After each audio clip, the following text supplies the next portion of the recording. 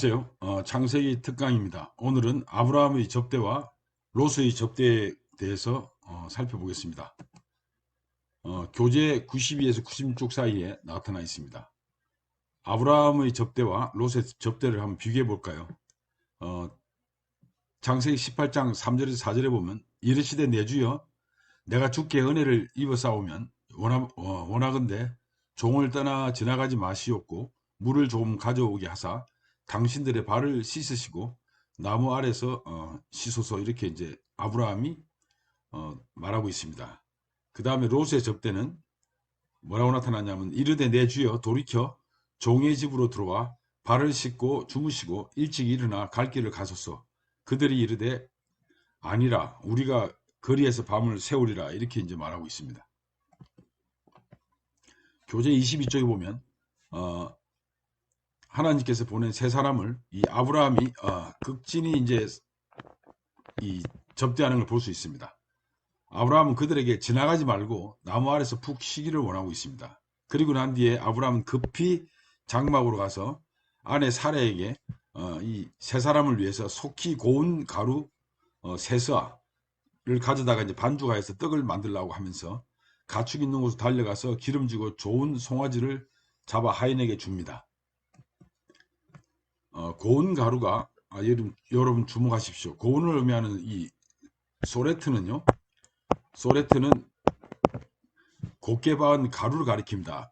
오직 밀의 그 나달만 다 추려내 가지고요. 그것을 만든 것을 이야기합니다. 이 단어는 이 고운 가루라는 이 소레트는 특별히 귀한 손님을 대접할 때 사용되었습니다.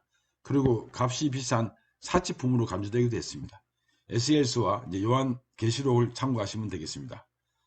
그 다음에 여기에 보면 이제 송아지라고 번역되어 있으나 이 송아지가 엄밀한 의미에서는 송아지가 아니라 바카르는 이 소나 황소를 의미합니다. 이 소는 고대 근동에서 아주 부를 상징하는 척도였고요. 아브라함은 많은 소를 소유하고 있었고요. 이삭은 또 그 소 때문에 블레셋 사람들로부터 시기를 받기도 했고, 나단의 비유에 하면 부자는 소유를 소유한 자라고 이야기하고 있고, 구약 성경에는 많은 소들은 이 소들을 소유한 것은 하나님의 복이라고 말하고 있습니다. 그런데 이 아브라함은 이렇게 이제 극진히 하나님의 이 사람들을 접대를 했습니다. 사실은 그 5절에서 조금의 떡을 대접한다고 말하고 있지만 아브라함이 준비한 것은 이 조금이라는 말은 뭐 겸양을 나타내는 듯이 좀 과다한 것입니다. 세 사람을 위한 식사라면 새끼 양이나 염소로도 충분했을 겁니다. 그래서 이제 보면 사무엘하 12장 4절에 보면 어떤 행인이 그 부자에게 오매 부자가 자기에게 온 행인을 위하여 자기 양과 소를 아껴 잡지 아니하고 가난한 사람의 양새끼를 뺏어서 자기에게 온 사람을 위하여 잡았다. 가난한 양새끼를.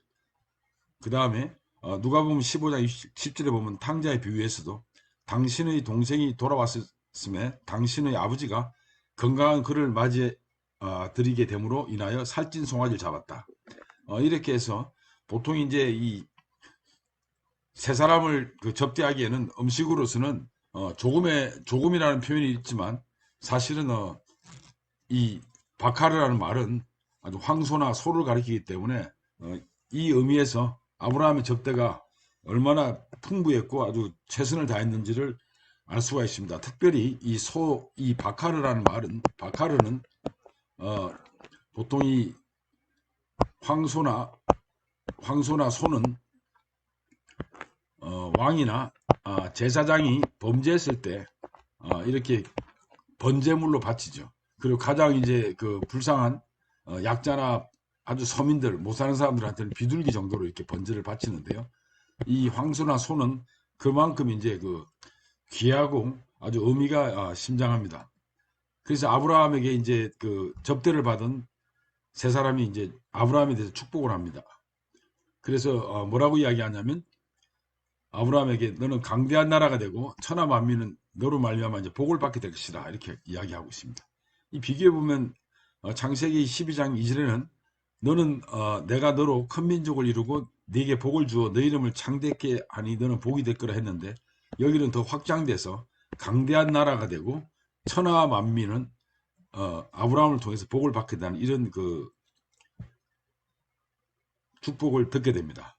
여기서 우리는 그 여호와 하나님의 아브라함에 대한 약속의 그 강화, 더 확실하게 이제 이야기하는 것을 엿볼 수 있습니다. 그런데 롯의 접대를 보면 발을 씻으시고 일찍이 일어나 갈 길을 가라고 이렇게 이야기하고 있습니다.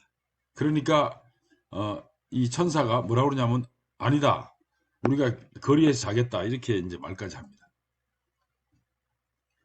이 불편한 접대죠.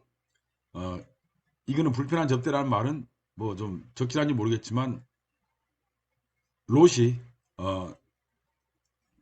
아주 그 극진히 접대하는 그런 모습은 발견할 수 없습니다. 근데 이제 많은 분들이 저에게 묻습니다. 세 사람이 아브라함을 떠나 소돔으로 향했는데 이 세 사람이 19장 그 다음 장에는 뭐라고 나왔냐면 두 천사로 나타납니다. 그래서 이걸 보고 많은 학자들은 뭐 편집설이라든지 또는 뭐 이 다양한 저자가 다르다 뭐 등등 똑같은 말이긴 하지만 이런 여러 가지 이제 주장들을 하고 설을 내는데, 이런 것들을 많은 분들이 이제 저에게 문의를 했습니다. 근데 여러분들이 아셔야 될 것은 성경을 읽으실 때, 성경을 상고하실 때 메시지와 메신저가 있는데 이 메신저에 대해서 너무 주목합니다. 이 아브라함에 나타난 세 사람이나 롯에게 나타난 두 천사는 이게 불분명하지만 이 차이가 있는, 세 사람이 나타났다 두 천사로 나타나는 것은 이런 것들은 뭐 신학적으로 편집설이다 뭐 저자가 다르다 뭐 여러 가지 설을 이야기하는데 그거보다는 여기에는 메신저에 불과합니다.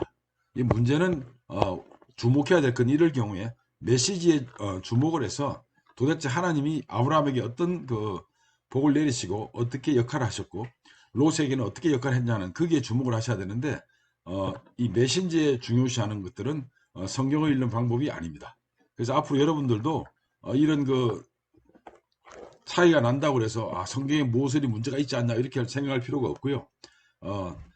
여기에 대해서는 항상 이제 이것은 메신저에 불과하기 때문에 그렇게 강조를 하거나 깊게 막 들어가서 따질 필요가 없다고 생각합니다. 아무튼 롯의 접대를 보면 두 천사에게 이제 발을 씻고 주무시고 일찍 일어나 갈 것을 말합니다.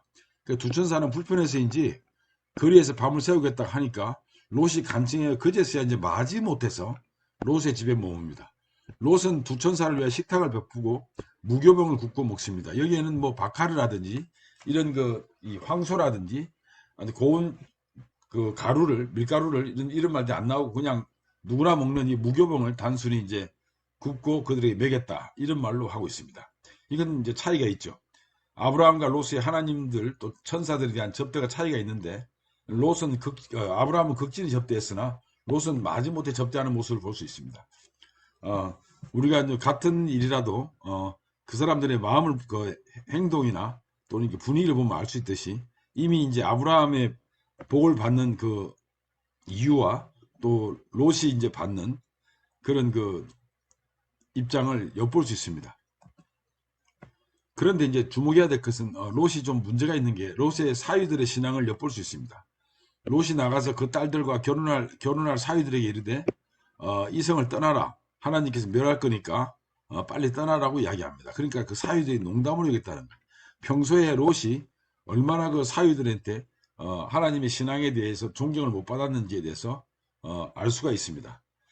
이들이 농담을 여겼다는 이야기는 평소에 이제 롯의 행동이나 말, 이런 또 그의 신앙, 이런 것들에 대해서 사위들이 별로 더 탐탁하게 또는 신뢰하지 않았다는 것을 우리가 잘 알 수가 있습니다. 감사합니다.